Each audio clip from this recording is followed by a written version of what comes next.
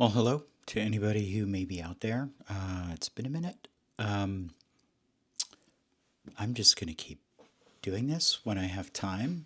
Um, Kind of as I said in the beginning, just to talk about the books that I've read.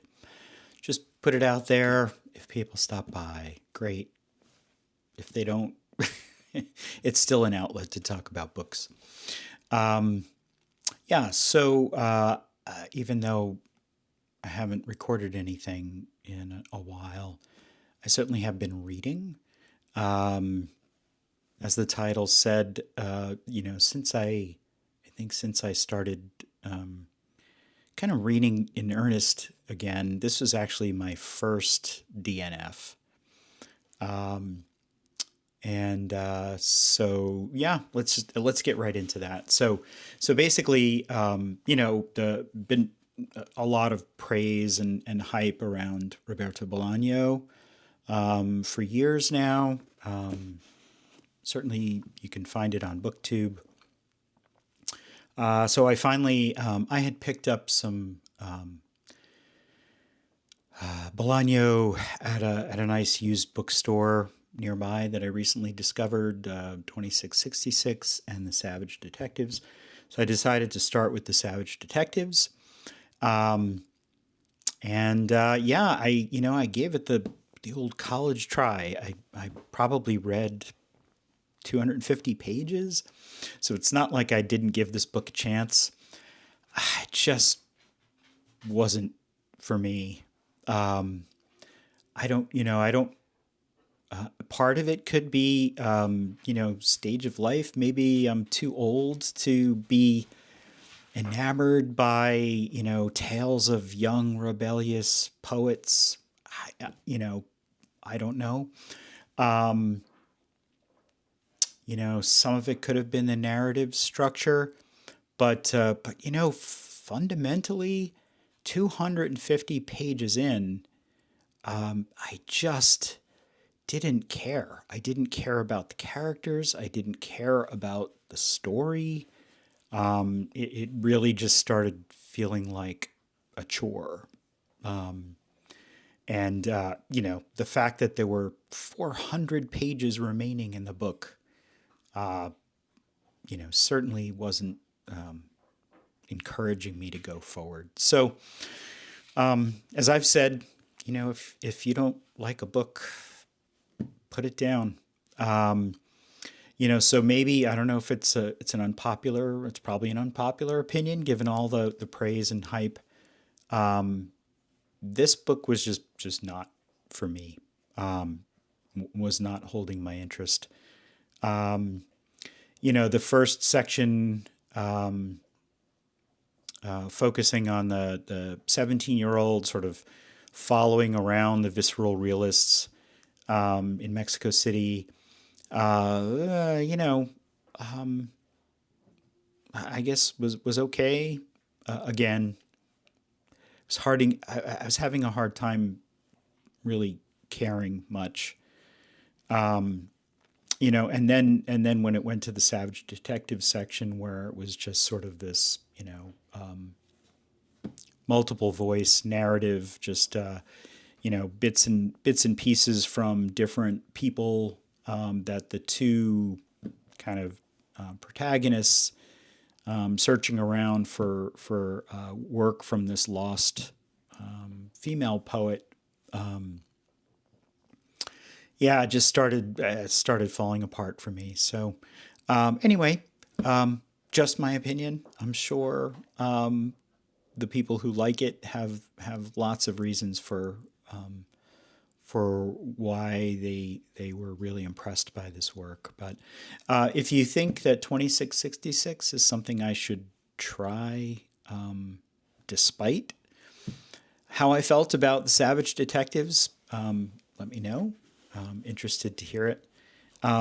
Just as an aside, I did find this really cool used bookstore. Hesitate to even call it a store because they rent some space, but it's not open with regular hours, so they have sale dates.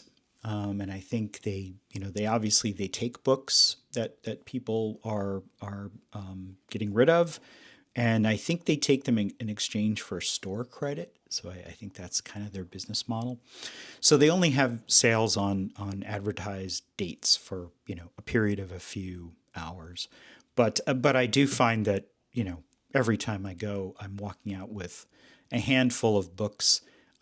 Most of the soft covers in decent shape run between $2 to $4. So I've found quite a stack of books, and it's nearby, which is even better. Anyway, on to some of the other books that I've read, where I had a more positive reading experience. So I'm going to come back to Gene Wolfe, who I love. In my first video, I said that reading the Book of the New Sun, which is a four-book, essentially a four-book series by Gene Wolfe, is really what got me out of the reading slump. So he's primarily a sci-fi / fantasy author, but just generally, I think a really brilliant author. Right? I don't really like sort of categorizing writers into genre fiction. Right? If they're a really good, talented writer, it's literature. I don't really care what the subject matter is.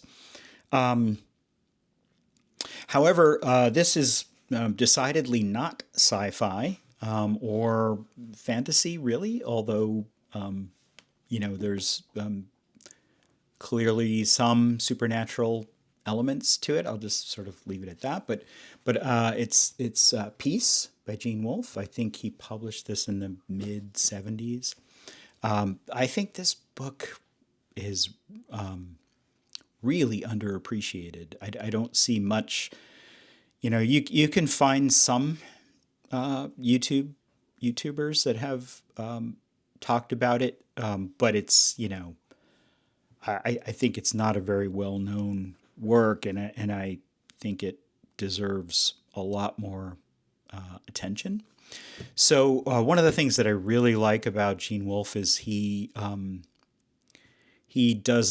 a lot of respect for his readers. So he often employs unreliable narrators in his stories, and that keeps you guessing, right? So what you're presented with on the surface is never all there is, right? And he doesn't spoon feed you anything.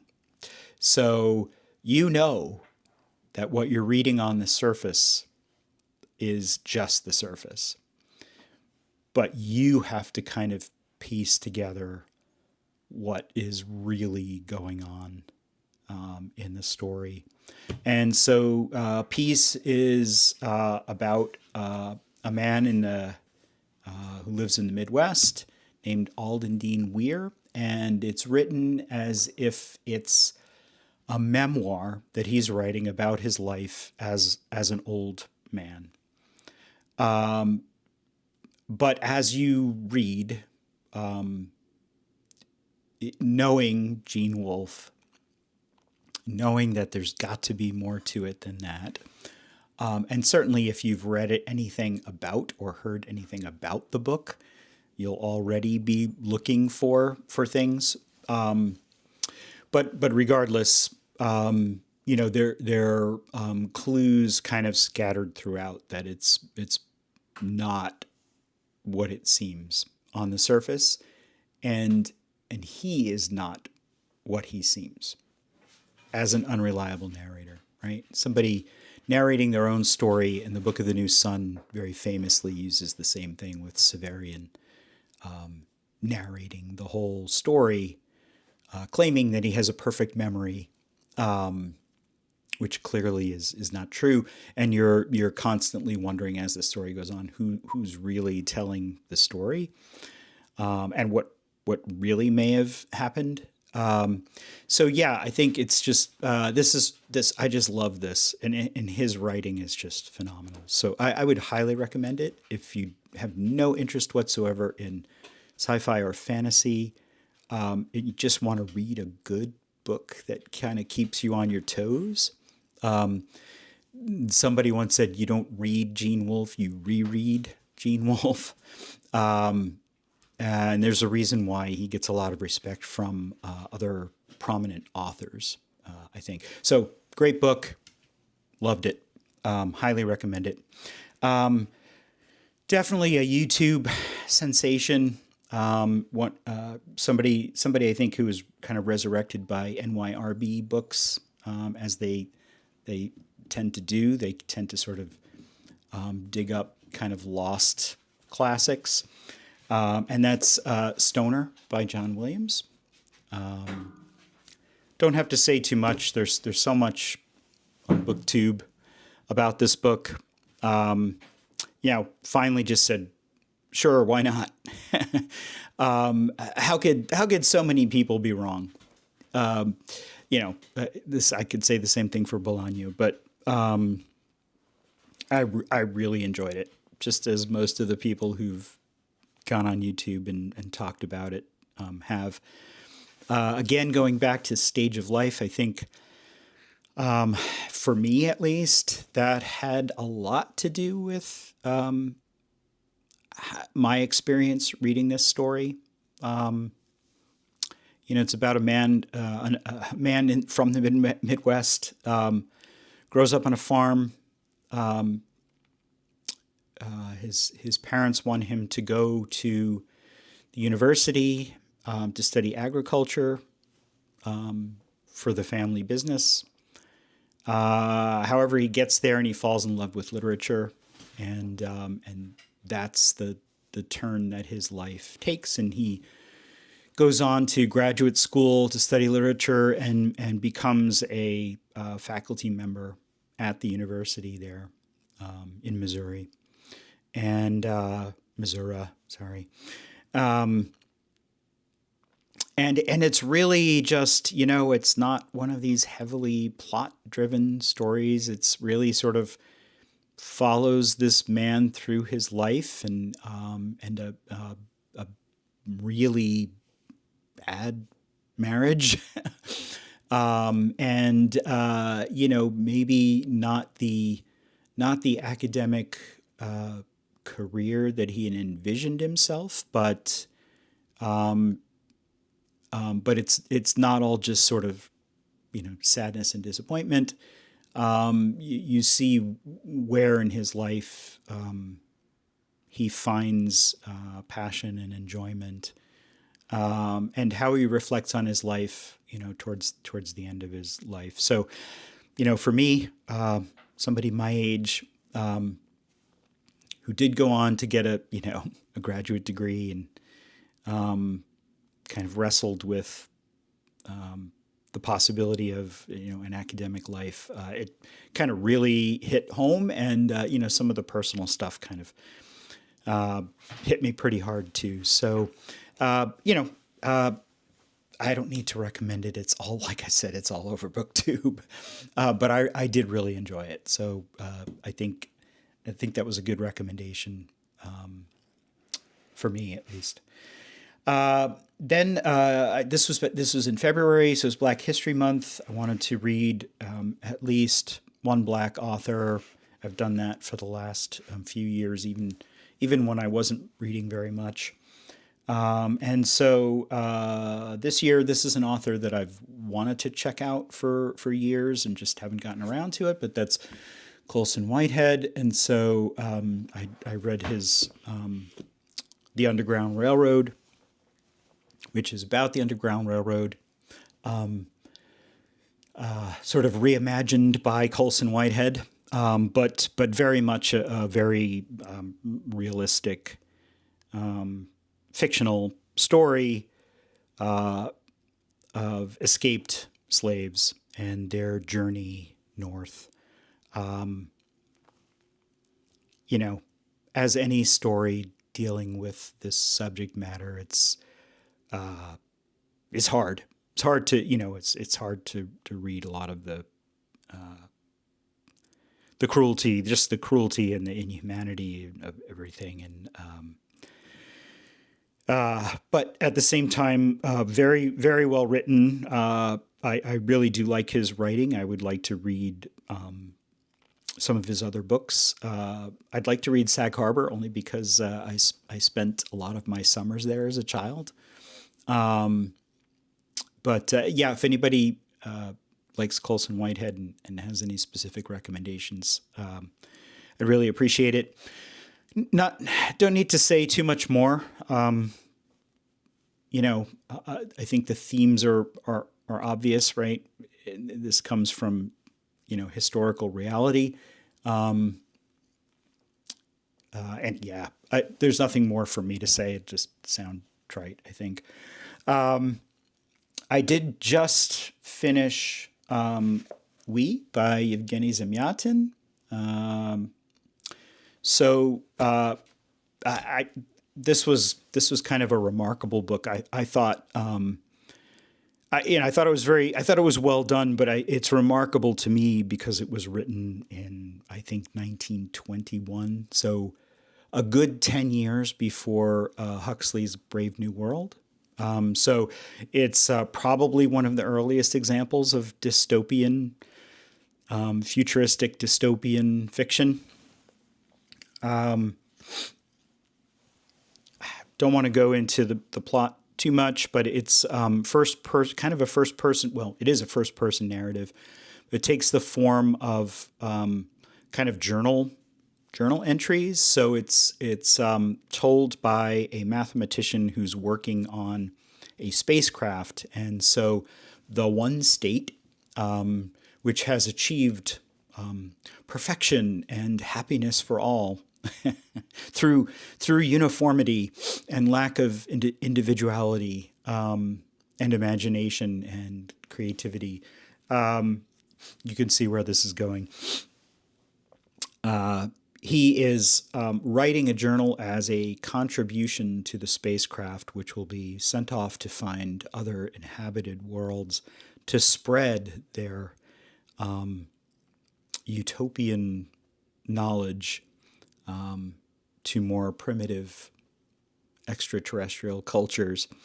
And so what starts out as journal entries gushing about the perfect one state kind of devolves as he gets pulled into kind of an underground movement who doesn't think it's so perfect. And if all of this sounds familiar and kind of like, tropes, you have to remember that this was in 1921. So none of those stories had, seen the light of day at that point. So this was very original. Clearly, he didn't get this published in Russia. I think it was published in English. It was smuggled out, and it was published in English translation several years later for the first time, years before it was ever published in its original Russian. This is a translation by Natasha Randall. Obviously, I don't read Russian, so it's hard to really judge the quality of a translation. But I thought the prose was fantastic. It was compelling. Story moved forward. Nothing felt kind of stilted or stiff or overly formal. My guess would be, not having another translation for comparison, is that this is probably a really good translation. Sometimes it's hard to read works in translation. You never know whether it's, whether or how much is being lost. But highly recommend that. That's basically everything I've read since the last time I talked. And I decided to take a little bit of a turn and try something outside of the usual fare that I choose from. And I don't usually have much of an interest in thrillers or spy novels, things like that. But I've always wanted to check out John le Carré. And so, the internet is great. You can get input from lots of people, what their favorites are by John le Carré. And one of the ones that floats to the top, including by the author himself, is A Perfect Spy. So, and from what I understand, it's more of a novel about a spy than a spy novel. And yeah, I'm only 20 pages in, but I'm kind of excited for it. It's certainly very well written, and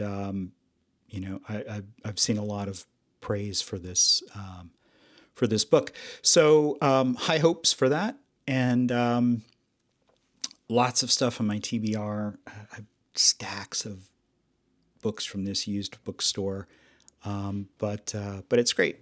Keep me busy for quite a while. Thanks for stopping by. Like, comment, subscribe if you feel so inclined, and I'll be back at some point to talk about some of the stuff that I'm planning to read when I'm done. All right, thanks.